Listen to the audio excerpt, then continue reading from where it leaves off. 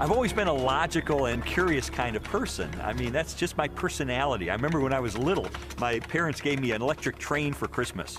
And then a couple hours later, my dad finds me in the garage, and I'm throwing the locomotive against the cement floor, trying to break it open. He said, "What are you doing?" And I said, "Well, I'm just trying to figure out how it works." I mean, my parents, because of all the why questions I would ask, finally went out and said, "Here," and they bought me an encyclopedia and said, "Look, the answers are in there. Go look for them. Go find them yourself." I mean, that's just the way I was. And so I guess it's natural that I would become a journalist, because journalists are looking for facts, they're looking for evidence, they're looking for data, they're looking for something that they can publish in the paper and have confidence it is true. Lee Strobel earned a Master of Studies in Law degree from Yale Law School and is the former legal editor of the Chicago Tribune. He is the best-selling author of several books that explore the evidence for the Christian faith. I guess given my curiosity, it's not surprising that when I was in high school, science was my favorite topic, because there the teachers actually encouraged me to like cut open frogs and find out how things work, which I thought was great. When I was a teenager, I had this deep trust in science, and I think part of it was prompted by the fact that I grew up in post-Sputnik America, where Eisenhower encouraged all young people to delve into science so we could catch up with the Russians. So to me, science sort of represented the empirical, the hard facts, the things that could be proven experimentally, and that was sort of the way in which I looked at life. I thought people who had faith, people who believed in supernatural things like God, I saw that as a sign of weakness because, do you have any data to back that up? In the autumn of 1966, Strobel's interest in science led to a life-changing decision. I can take you back to the exact spot where I was sitting. It was in the third floor, overlooking the asphalt parking lot. I was in the second row, the third chair from the front, when my biology teacher recounted in great detail this experiment that had been conducted in the early 1950s at the University of Chicago. This experiment that impressed Strobel so deeply was one of the most famous in the history of science. In 1953, Stanley Miller, a graduate chemistry student, tried to demonstrate how life first emerged on Earth. Miller attempted to reproduce the Earth's early atmosphere. He pumped hydrogen, methane, ammonia, and a small amount of water vapor into a maze of glassware. Then sparked the gases with electrical discharges to simulate lightning. After 5 days, he discovered what he had hoped for: a few simple amino acids, the basic building blocks of living organisms, had collected in the dark residue at the bottom of the glass. Many hailed Miller's experiment as proof that essential components of life could have formed in the oceans of the Earth billions of years ago. The philosophical implications of Miller's experiment were instantly obvious to me. And for me, it was a eureka moment because I heard this and I thought, wait a minute. If you can show scientifically that life can emerge without any outside assistance, if life can emerge just from naturalistic circumstances, then God was out of a job. From there, the acceptance of Darwinian evolution, and full-blown atheism for that matter, was pretty easy. Because if living organisms could emerge by themselves out of this primordial soup without the assistance of any kind of a god or supernatural intervention, then they certainly could develop naturally over the eons into more and more complex creatures, just as Charles Darwin theorized in his book On the Origin of Species. As Strobel embraced Darwinism and its atheistic implications, he was surprised to discover that many Christians believed their faith was compatible with Darwinian evolution. There's no way you can harmonize neo-Darwinism with Christianity. I could never understand Christians who would say, well, I believe in God, and yet I believe in evolution as well. You see, Darwin's ideas about the development of life led to his theory that modern science now generally defines as an undirected process, completely devoid of any purpose or plan. Now, how could God direct an undirected process? How could God have purpose and a plan behind a system that has no plan and no purpose. It just does not make sense. Didn't make sense to me in 1966, and it doesn't make sense to me now. In 1972, Lee Strobel married Leslie Hurdler. 5 years later, Leslie, an agnostic, became a Christian. And I thought, this is divorce. This is going to be the end of our marriage. But all the negative things I expected to happen in her as a result of her newfound faith, they didn't happen. And instead, I saw positive changes in her values and her character and the way she related to me and the children. And I thought, wait a minute, she is attributing this to God. And I don't believe God exists. And so that was the main thing that prompted me to say, maybe I need to really investigate this and get to the bottom of this and determine, is there really any rational way I could ever believe that this kind of a God really exists and really causes this kind of transformation in a human being? And so I decided to use my legal training and journalism training, my scientific curiosity, to systematically investigate, is there any credibility to the Christian faith? Because science had played such an instrumental role in his turn to atheism, Strobel embarked on an investigation of major discoveries in biology, chemistry, cosmology, and physics. His studies spanned more than 20 years and included interviews with scientists and scholars as he sought to determine for himself what these discoveries implied about the reality of a creator. Throughout his inquiry, one question remained constant.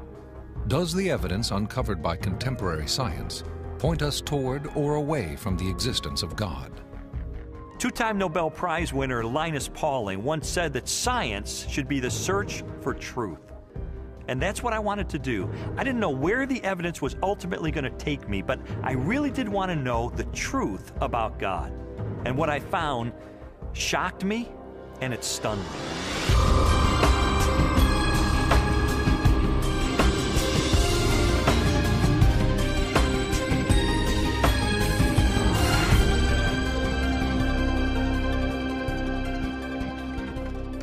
Strobel's search began with an examination of evidence that challenged materialistic theories of life's origin. He discovered that this negative evidence contradicted the textbook explanations that had once convinced him the blind forces of evolution could account for the creation and diversity of life on Earth. A good example of negative evidence is the 1953 Origin of Life experiment by Stanley Miller, the one that helped lead me into atheism in the first place. As biologist Jonathan Wells explained to me, Miller's experiment has now been thoroughly discredited.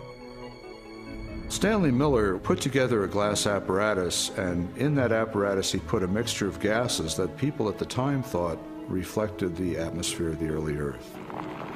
And those gases were methane, ammonia, hydrogen, and water vapor. But then the professional opinion of what was there on the early Earth changed. In the 60s, geochemists revised their hypothesis and decided that the hydrogen, being very light, would have escaped into outer space. The Earth's gravity isn't strong enough to hold it. And probably the early Earth's atmosphere then consisted of what we now see coming out of volcanoes today, namely carbon dioxide, nitrogen, and water vapor. Well, if the early Earth's atmosphere consisted of those gases, then Stanley Miller's experiment would not work. In fact, he himself tried it with those gases, and he found that he couldn't produce any amino acids at all. So the experiment falls apart once you use a more realistic mixture of gases in the apparatus. Miller's test has been repeated many times using the correct atmospheric components. The results are always the same. The amino acids that generated so much enthusiasm in 1953 do not appear. Even if Miller's experiment were valid, you're still light years away from making life. It comes down to this.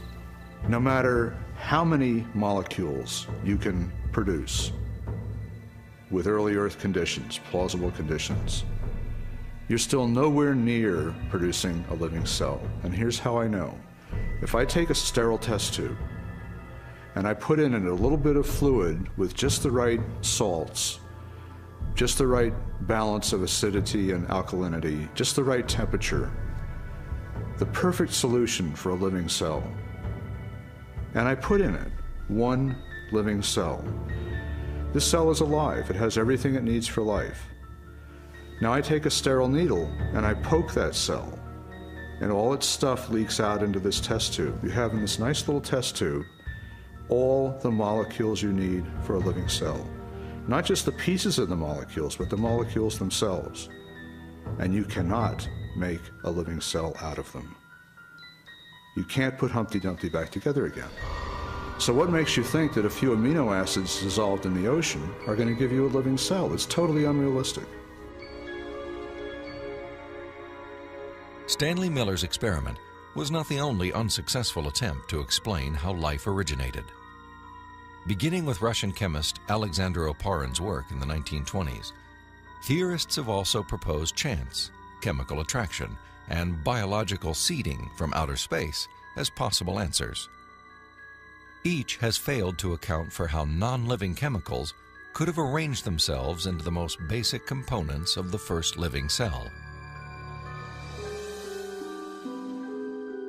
Strobel's research ultimately led him to conclude that materialistic explanations for the origin of life were deeply flawed. And his examination of negative evidence did not end with the question of first life. He also learned of weaknesses in the most celebrated icon of Darwinian evolution. In Darwin's book on the origin of species, there's only one illustration. It's called the Tree of Life.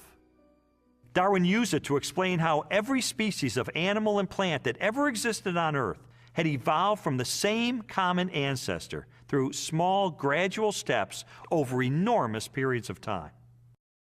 Even though Darwin's Tree of Life is included in virtually every biology textbook published over the last half-century, contrary to what we've been told, there is no conclusive evidence of the common origin of all life.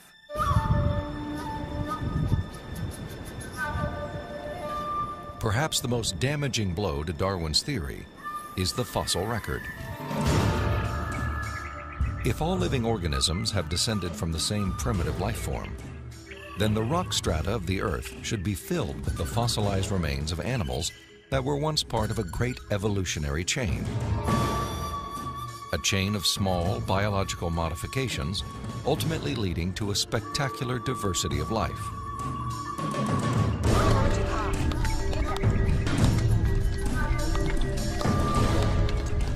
Yet, after 2 centuries of research, highlighted by excavations in southern China, the multitude of transitional experiments, or missing links, that should exist are conspicuous only by their absence. The most graphic example of this void in the fossil record is a geological era known as the Cambrian explosion. The branching tree pattern of Darwin's theory is actually not seen anywhere in the fossil record unless we impose it with our own minds. So the Cambrian explosion is the most dramatic refutation of the Tree of Life. The Cambrian explosion of life was a dramatic episode in geological history. Usually dated at about 530 million years ago, the exquisitely preserved Cambrian fossils reveal that the body plans for virtually every major animal phyla appeared, not gradually and slowly as Darwin had speculated, but instead with astonishing suddenness. If we imagine the whole history of life on Earth taking place in one 24-hour period, the current standard estimates for the origin of life put it at about 3.8 billion years ago, let's say 4 billion. So if we start the clock then, our 24-hour clock, 6 hours, nothing but these simple single-celled organisms appear, the same sort that we saw in the beginning. 12 hours, same thing. 18 hours, same thing. 3/4 of the day has passed, and all we have are these simple single-celled organisms. Then at about the 21st hour, in the space of about 2 minutes, boom, most of the major animal forms appear in the form that they currently have in the present. And many of them persist to the present, and we have them with us today. Less than 2 minutes out of a 24-hour period. That's how sudden the Cambrian explosion was. In a geological instant, the animal kingdom leaped from small, relatively simple organisms to extraordinary creatures with spinal cords, compound eyes, and articulated limbs. The record of this explosion of life looks nothing like Darwin's slowly branching tree.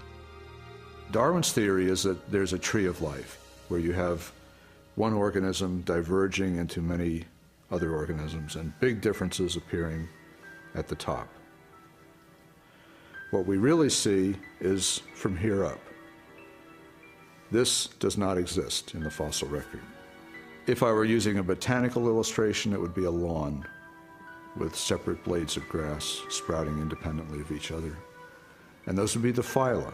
Now, within each phylum, there is subsequent diversification. But even there, I don't see the branches connecting that would make them a tree of life. As scientists, it's not our job to force the evidence into a theory that just doesn't fit it. And so I have absolutely no desire or reason to uphold Darwin's theory at this point. I think what we're seeing today is a series of scientific discoveries that are opening the eyes of more and more scientists to say, wait a minute, I can no longer believe that pure naturalistic processes can account for the origin and diversity of life. There must be something else here. The challenges to Darwinian theory have led more than 600 scientists with PhDs from major universities throughout the world to sign a document titled A Scientific Dissent from Darwinism. It reads in part, "We are skeptical of the claims for the ability of random mutation and natural selection to account for the complexity of life." These are scientists with PhDs from Stanford and Berkeley and University of Chicago and Cambridge, major universities, who've looked hard and fast at the evidence and have walked away saying, I am not convinced. Maybe there's another explanation. Personally, the negative evidence forced me to conclude that Darwinism would require a blind leap of faith that I just had no good reason to make. Strobel's rejection of Darwinism and materialistic science was also based on the large body of positive evidence for intelligent design. Evidence he first confronted in the science of cosmology, which explores the origin of the universe.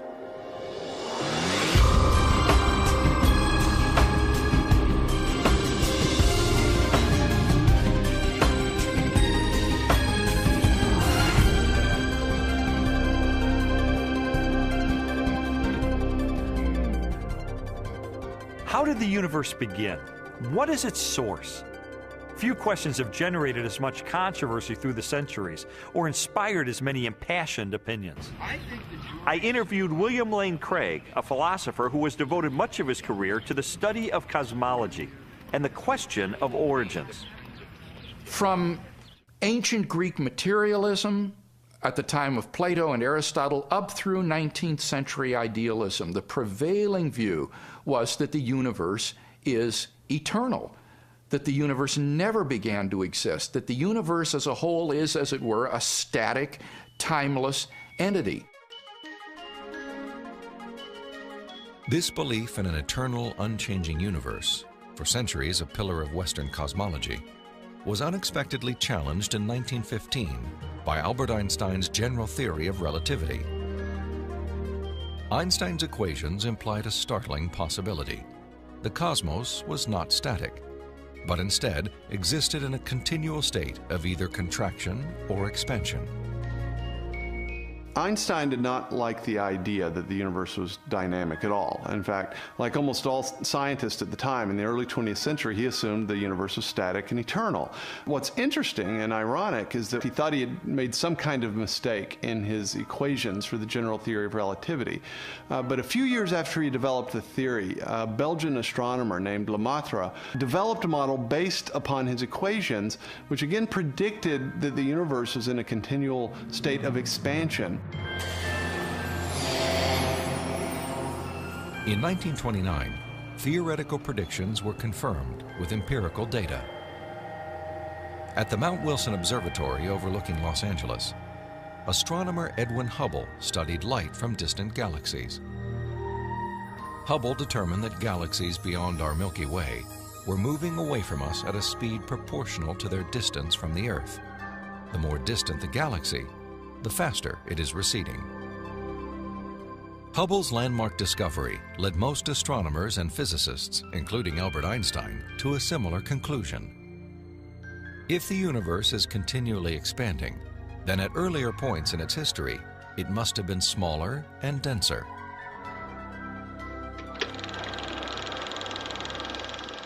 I think a good way to visualize this is to imagine that the history of the universe has somehow been photographed and made into a movie that we could play on a projector.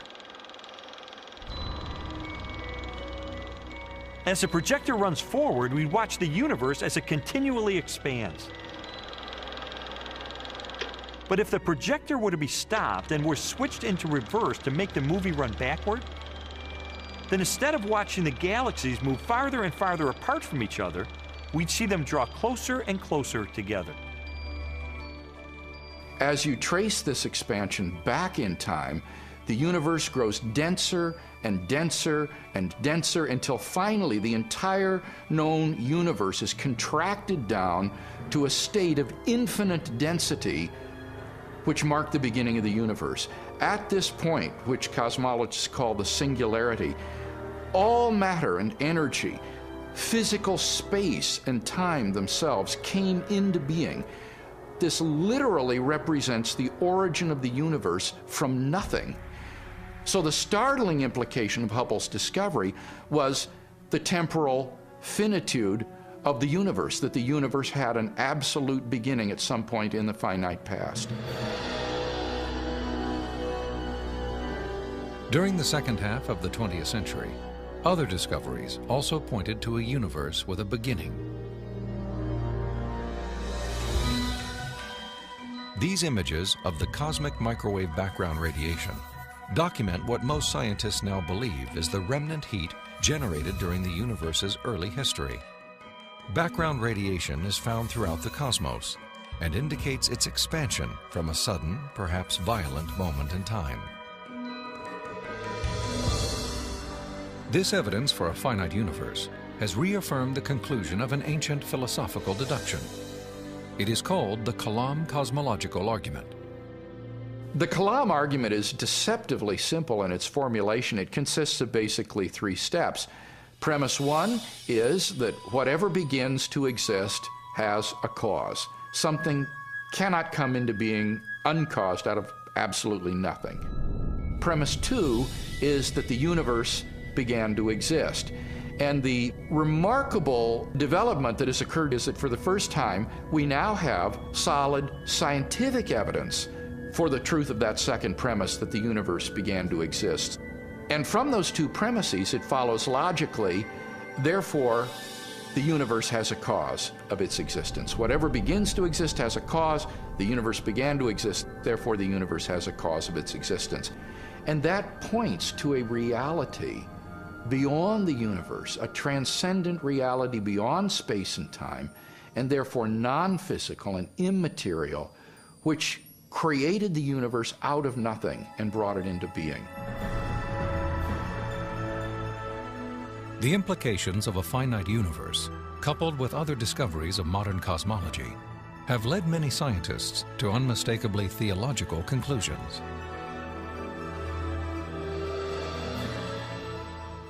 There is no ground for supposing that matter and energy existed before and were suddenly galvanized into action. It is simpler to postulate creation ex nihilo, divine will constituting nature from nothingness. The chain of events leading to man commenced suddenly and sharply, at a definite moment in time, in a flash of energy and light.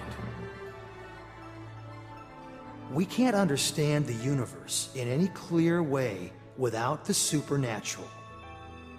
Supernatural creation of the universe in a flash of energy and light. You know, it sounds an awful lot like the first chapter of Genesis to me. Today, the vast majority of even the most skeptical astronomers and cosmologists believe that the universe had a beginning. This belief isn't based on some theological doctrine. It's based on scientific evidence. And I think if we follow the evidence wherever it points, It points clearly and powerfully and persuasively in the direction of a creator.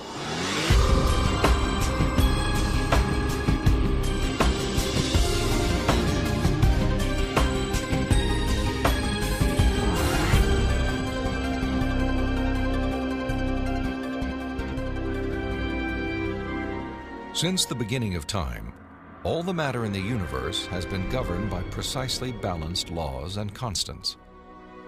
During an interview with Robin Collins, a philosopher with degrees in mathematics and physics, Strobel learned how these laws offer compelling evidence for a creator and conspire to make the universe habitable for life.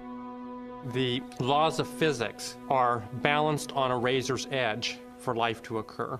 For example, if you didn't have something like gravity that pulled matter together, you would never get planets, you wouldn't get stars, you wouldn't get any complex organisms.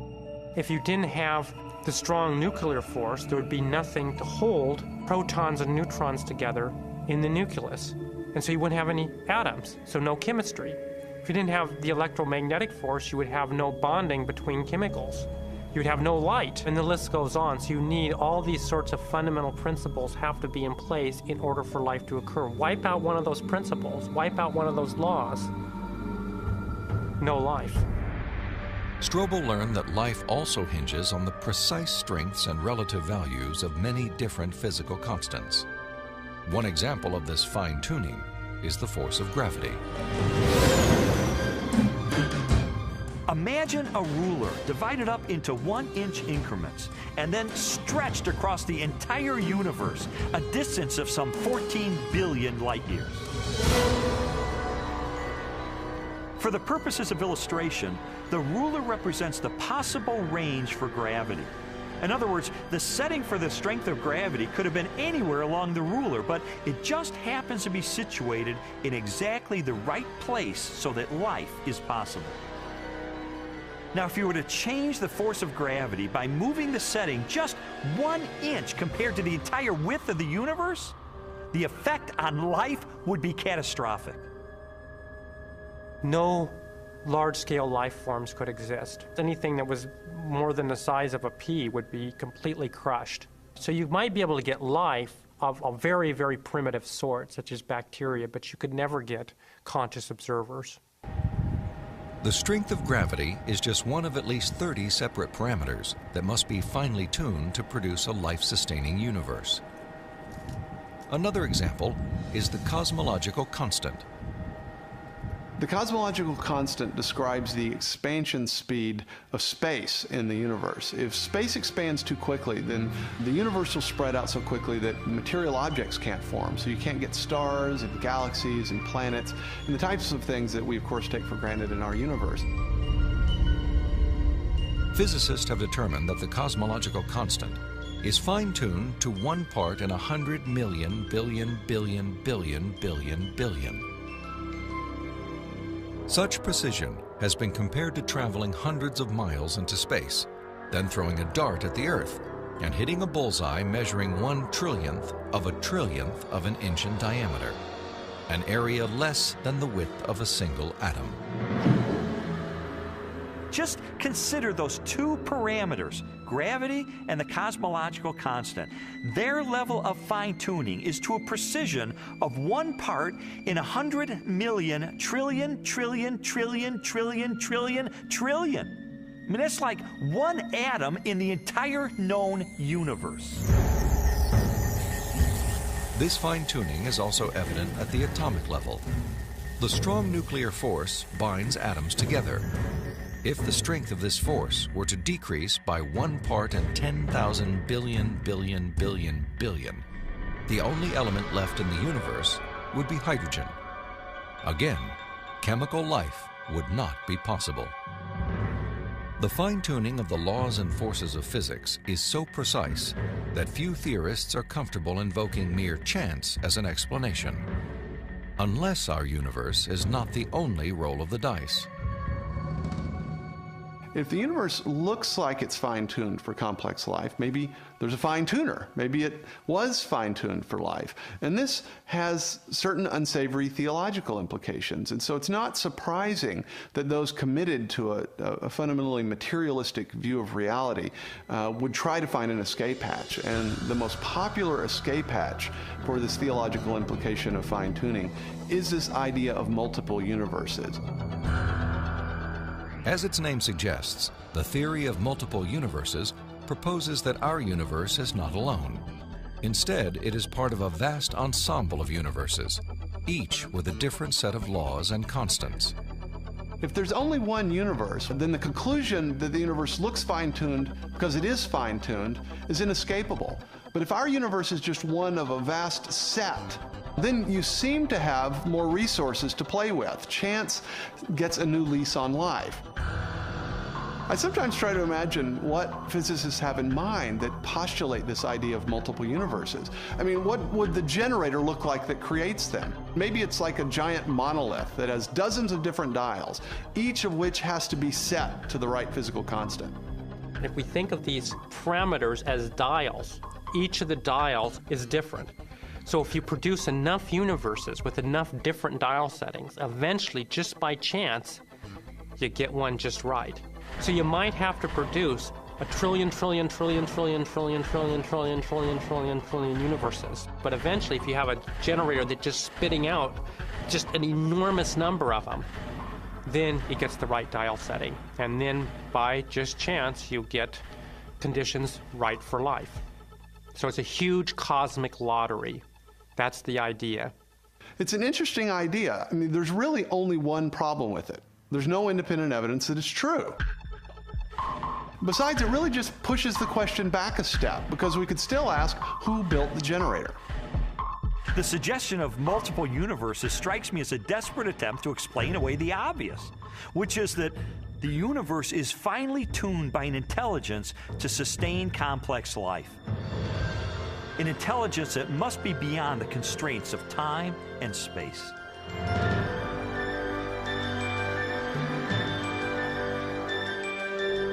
Strobel's journey through a universe finely tuned for life inevitably led him home, to the blue jewel of our solar system, the planet Earth. There he encountered another array of critically balanced conditions essential to human existence. When I was an atheist, I saw planet Earth as being one of probably billions of planets just like it all over the universe. I saw our sun as being an average, undistinguished type of a sun. I figured as I looked up at the stars at night that there must be millions and millions of advanced civilizations out there. I just thought there was an ordinariness to our situation. This line of reasoning was totally consistent with my atheistic worldview. But what I learned later is that it's not consistent with what science is revealing about the Earth. Strobel's investigation caused him to consider the many conditions necessary for a life-sustaining planet. In the process, he was introduced to the science of astrobiology and astronomer Guillermo Gonzalez. I'm an astrobiologist, and what motivates me is just to examine the conditions necessary for life and look elsewhere in the universe and see if those conditions are met anywhere else. And the answer could be yes, and the answer could be no, and either answer is interesting. For more than a decade, Guillermo Gonzalez has researched the characteristics of a planet required to support complex life. Estimates vary, but a current list of these factors would number at least 20 and include an oxygen-rich atmosphere, liquid water and large continental land masses, a home star of the right temperature and mass, an orbital path that is neither too far nor too close to the home star, a moon large enough to stabilize the tilt of the planet's axis and the movement of its tides, a magnetic field strong enough to deflect the sun's radiation, and a position in the relatively narrow habitable region of a spiral galaxy. All these factors have to be met at one place and time in the galaxy if you're going to have a planet as habitable as the Earth, which you need for complex and even technological life. Theorists have attempted to calculate the odds of all the necessary factors for life appearing at the same time on the same planet.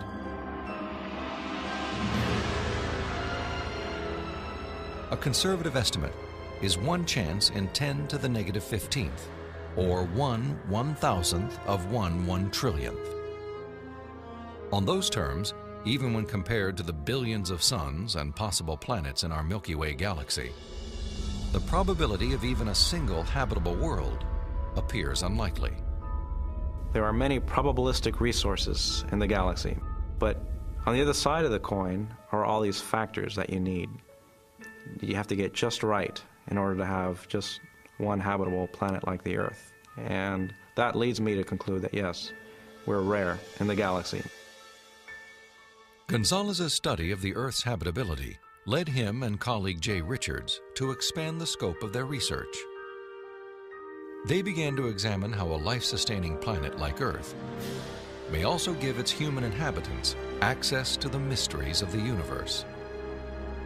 I don't think there has ever been a time in the history of the human race in which at least some people haven't contemplated these questions.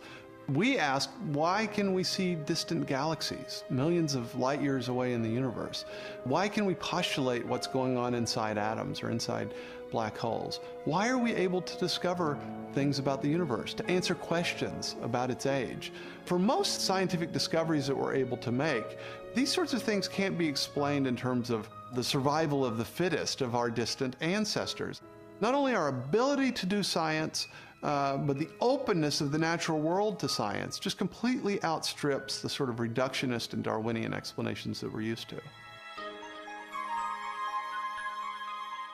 In response to this evidence, Richards and Gonzalez have argued that our ability to make scientific discoveries is no fluke or accident. Instead, it points to an underlying purpose behind the universe. It is actually designed for discovery. Guillermo Gonzalez and I spent several years pursuing a hypothesis that those rare things that life needs in a planetary environment, those things that make a planet habitable, also set up the best set of conditions overall for scientific discovery.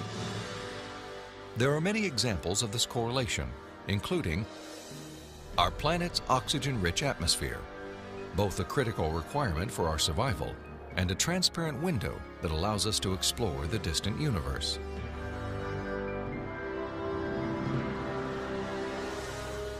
The Earth's precise distance from the Sun and the size of its moon and home star. These factors not only control our planet's temperature, axial tilt, and the movement of its tides, they also ensure perfect solar eclipses, phenomena that have provided scientists with invaluable data about the composition of stars and the properties of light. And our location in the Milky Way. The Earth is positioned between two spiral arms within a relatively small region where life is possible. As a result, we enjoy an excellent platform for clear, unimpeded views of our galaxy and the rest of the cosmos. I think God intentionally created a habitat for us that allows us to see Him through the creation that He has left behind.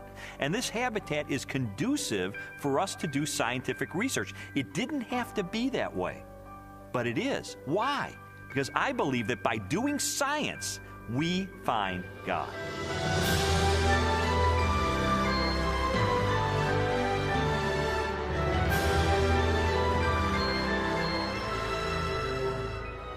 The final leg of Strobel's investigation transported him from the deepest reaches of the cosmos to the microscopic universe of the living cell and the science of biochemistry. There he encountered more challenges to Darwinian evolution and new evidence of design.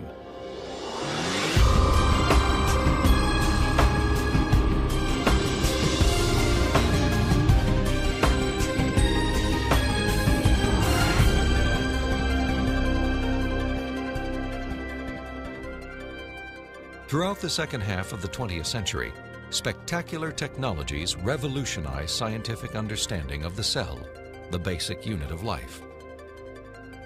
During an interview with biochemist Michael Behe, Strobel learned how this new knowledge has shaken the foundations of Darwin's theory. In the 19th century, when Darwin was alive, scientists thought that the basis of life, the cell, was some simple glob of protoplasm, like a little piece of jello or something that was not hard to explain at all. But with the hard work of science in the 20th century, we've seen that the cell is far from simple. It's got very complicated molecular machines and things that are very resistant to Darwinian explanation. Michael Behe has devoted his career to the study of the design and operation of the cell.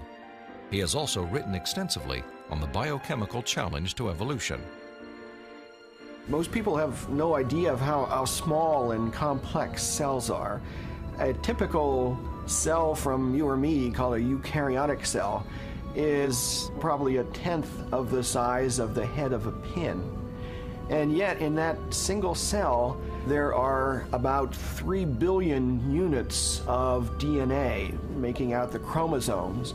And those 3 billion units make the molecular machines of the cell, literally machines that make the cell work.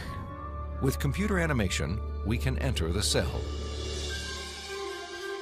Here, the staggering complexity of its molecular machinery is clearly seen. It's like going into an automobile factory. The factory has a large number of machines. The parts have to fit together in very specific ways to do their jobs, and if things go wrong, the cell is in big trouble. And just one cell is enormously complex, but humans, you and I, are made from trillions of cells, and those trillions of cells have to fit together in the right way and do their own job. Darwinism was a lot more plausible when we were thinking about globs of protoplasm than it is when we're thinking about molecular machines. Each of these biochemical machines is a masterpiece of engineering and nanotechnology. They are essential to functions as vital and diverse as vision, photosynthesis, and the production of energy in the cell. Michael Behe has studied several of these machines, including the flagellum, a remarkable rotary motor. I remember the first time I looked in a biochemistry textbook and I saw a drawing of something called a bacterial flagellum with all of its parts in all of its glory. It had a propeller and the hook region and the drive shaft and the motor. And I looked at that and I said, that's an outboard motor. That's designed, you know, that's no chance assemblage of parts.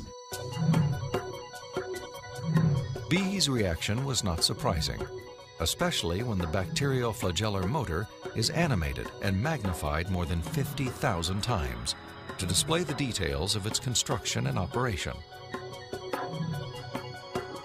Howard Berg at Harvard has labeled it the most efficient machine in the universe. These machines, some of them are running at 100,000 RPMs and are hardwired into a signal transduction or sensory mechanism so that it's getting feedback from the environment. It's got some tail proteins which act as the propeller. When the flagellum rotates, these push against the water and therefore push the bacterium forward. And the motor uses a flow of acid from outside of the cell to the inside of the cell to power the turning. The bacterial flagellum has 2 gears, forward and reverse, water-cooled, proton motive force. It has a stator, it has a rotor, it has a U-joint, it has a drive shaft, it has a propeller. It's not convenient that we give them these names. That's truly their function. In all, about 40 different protein parts are required to build a flagellar motor. Half of them are constructor proteins, specialized mechanisms that assemble the flagellum's individual components. Since its discovery, biologists have tried to understand how a machine of such superb design could have arisen gradually, without foresight or plan, through the biological pathway Darwin envisioned.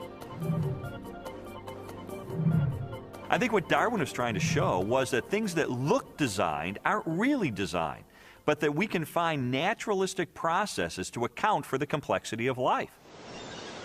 Darwin theorized that every part of every living organism evolved through natural selection, a blind process that acts upon random changes in the cell. Darwin believed that, given enough time, these random variations would transform the simplest cells into the great diversity of life that inhabits our planet. In his study of evolution and molecular machines, Michael Behe has raised a significant challenge to the creative power of Darwin's mechanism of natural selection. It is called irreducible complexity. Irreducible complexity was coined by Mike Behe in describing these molecular machines. Basically what it says is that you have multi-component parts to any given organelle or system in a cell, all of which are necessary for function. That is, if you remove one part, you lose function of that system. Irreducible complexity can be illustrated by a familiar, non-biological machine, a mousetrap. The trap is composed of 5 basic pieces: a catch to hold the bait, a strong spring, a thin bent rod called the hammer, a holding bar to secure the hammer in place, and a platform upon which the entire system is mounted. If any one of these parts is missing or defective, the mechanism will not work. All components of this irreducibly complex system must be present simultaneously for the machine to perform its function. Catching mice.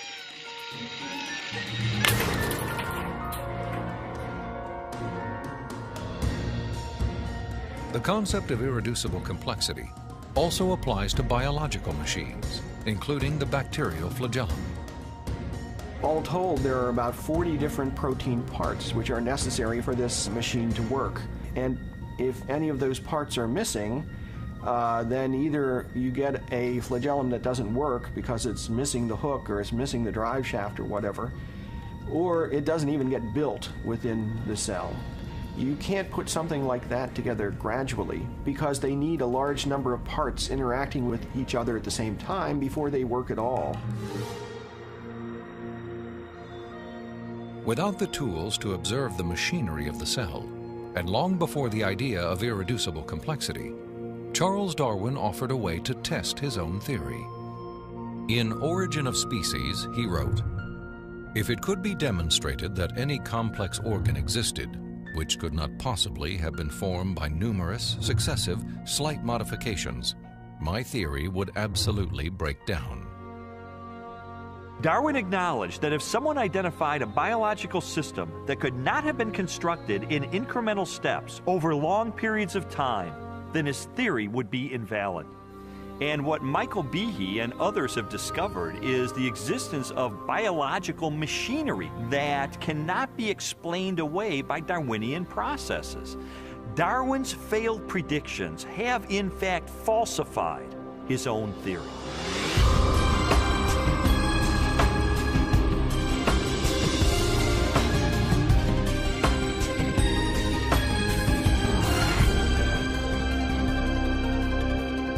The existence of complex biological machines raises an obvious question.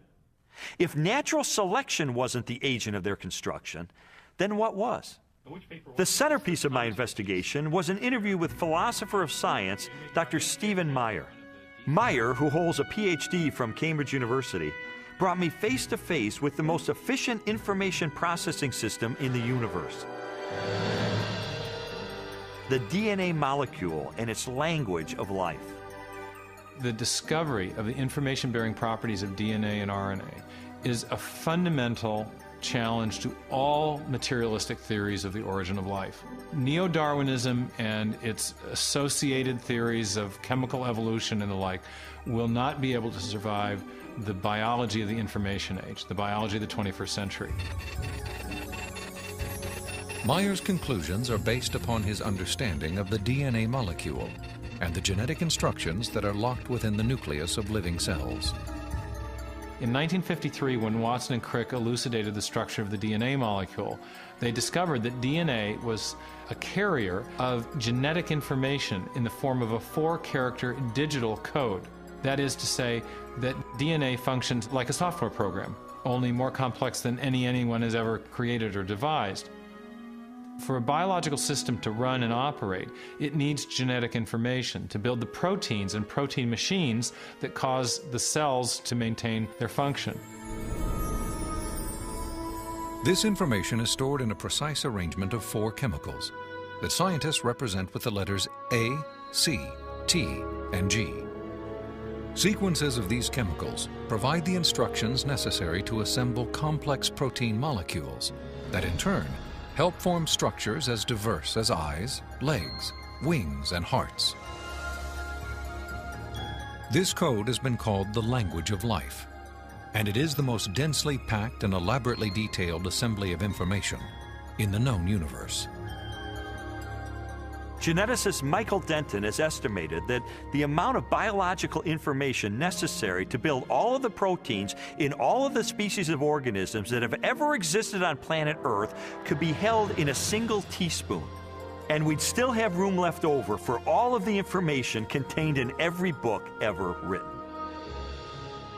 The more I learned about DNA, the more I understood the significance of what Stephen Meyer called the most fundamental question facing biology today. Where did the information in DNA come from? How did it arise in the first place? Well, lots of people have wanted to explain the origin of information by reference to the laws of physics and chemistry, or by reference to the chemical properties of the constituent parts of the DNA. But that would be like saying that you could explain the information in this morning's New York Times headline by reference to the physics and chemistry of ink bonding to paper. There is a chemical explanation as to why the ink sticks to the paper, but that does not explain the way the ink got arranged to convey a message that could be understood by speakers of the English language. Information requires a material medium, but it transcends the material medium. An explanation for the origin of the genetic instructions needed to build the first life is the holy grail of 21st century biology. Theories proposing that this information arose through natural selection acting upon non-living molecules, or the self-organizing power of chemicals in a primordial soup, have repeatedly failed. Even time and blind chance, the oft-invoked saviors of implausible biological scenarios, have fallen far short as accounts for the source of the instructions in DNA.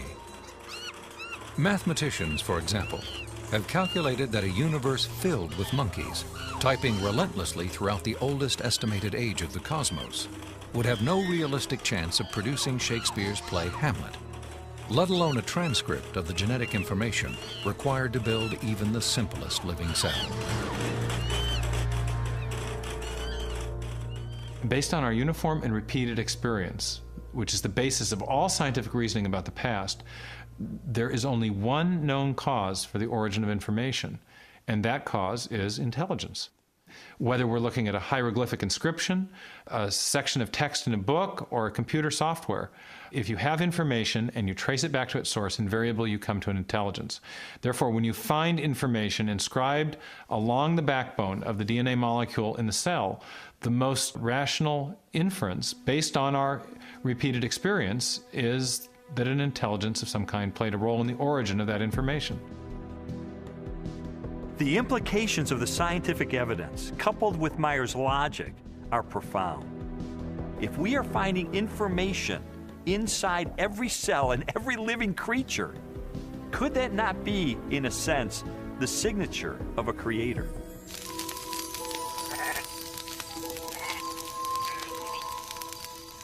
"30 centuries before science unlocked the mysteries of genetic information, or a telescope probed billions of light years into space, the Hebrew shepherd and poet David wrote eloquently of a creator who revealed his existence and power through all that he had made. The heavens declare the glory of God. The skies proclaim the work of his hands. Day after day they pour forth speech. Night after night they proclaim knowledge. Their voice goes out into all the earth, their words to the end of the world." God himself is invisible. He is a spirit. And yet, one of the purposes he has for us is to find him so we can know him. and he's left behind a series of clues. And sometimes we just have to kind of take our blinders off and get beyond our presuppositions and say, wait a minute, I am going to pursue the evidence of science wherever it points.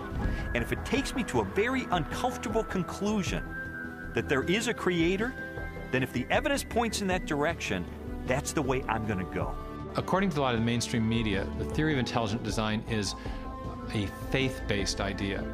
And in saying that, they want to dismiss it as something that has no basis in science. But the media has confused a fundamental issue. They're confusing the evidence for the theory with the implications of the theory. The theory of intelligent design may well have implications that are supportive of theistic belief, but the theory is not based on theistic belief. It's based on the discovery of digital code in cells, miniature machines in cells, the fine-tuning of the laws of physics and chemistry, and standard ways of scientific reasoning about the remote past in the history of life. 40 years ago, a lecturer in a high school biology class convinced an inquisitive 14-year-old freshman that there was no God. Ironically, years later, it was an open-minded investigation of scientific evidence that led Lee Strobel to belief in a creator. One of the most interesting things I've learned as I've gone on this journey of scientific discovery has been that you don't have to commit intellectual suicide to come to the conclusion that there is an intelligent designer. Because today, science is pointing more directly and more powerfully toward a creator than any other time in the history of the world. I was trained in journalism and law to respond to truth. I had to take a step of faith in the same direction that evidence is flowing, which is logical and rational. We do that every day of our life. We make steps of faith based on the evidence that we perceive. And so it was the most logical and rational step I've ever taken to put my faith in the creator that science tells me exists.